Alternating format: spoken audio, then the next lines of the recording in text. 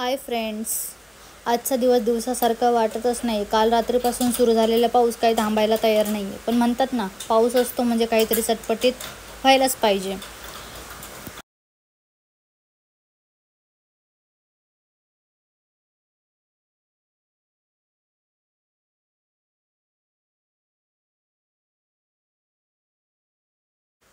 आता समस्या अशी आहे की घरातल्या सगळ्यांनाच एकच पदार्थ आवडेल असं नाही. म्हणजे मला उपमा खायचं होतं आणि त्यांना पोहे खायचे होते. मी उपमा, ते पोहे. तर म्हटलं चला आता दोघांचाही एक सोबतच नाश्ता बनवून टाकूया.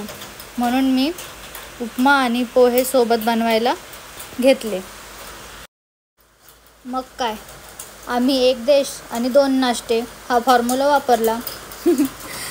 काम दुप्पट झालं आहे, पण घरात शांतता टिकवायची असेल तर हे करावंच लागतं, हो की नाही. थंडगार वातावरणात गरम गरम नाश्ता करायला या तुम्ही पण.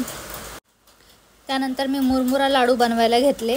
एकदम सोपी पद्धत बनवायची आणि हेल्दी पण आणि टेस्टी पण.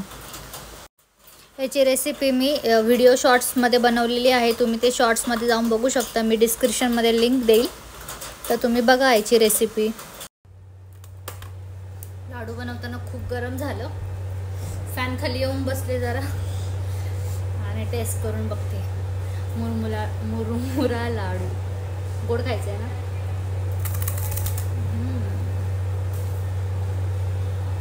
छान बनलं आणि त्याच्यामध्ये शेंगदाणा टाकलंय ना, त्याची क्रंच एकदम मस्त लागते.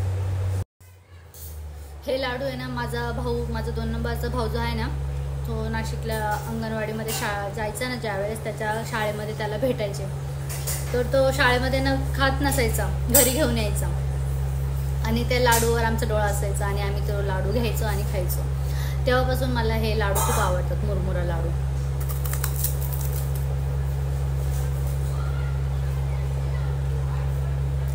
हेल्दी पण आहे, गुळामध्ये बनवलेले. तुम्हाला याची रेसिपी बघायची असेल तर मी शॉर्ट्स व्हिडिओमध्ये टाकलं आहे, म्हणजे टाकणार आहे व्हिडिओ, तुम्ही बघा.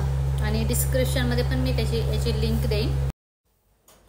तर असा आहे आमचा पावसाळी दिवस. तुम्ही तुमच्या घराचा पावसाळा दिवस कसा साजरा करतात कमेंटमध्ये नक्की सांगा आणि चॅनलला लाईक सबस्क्राईब नक्की करा.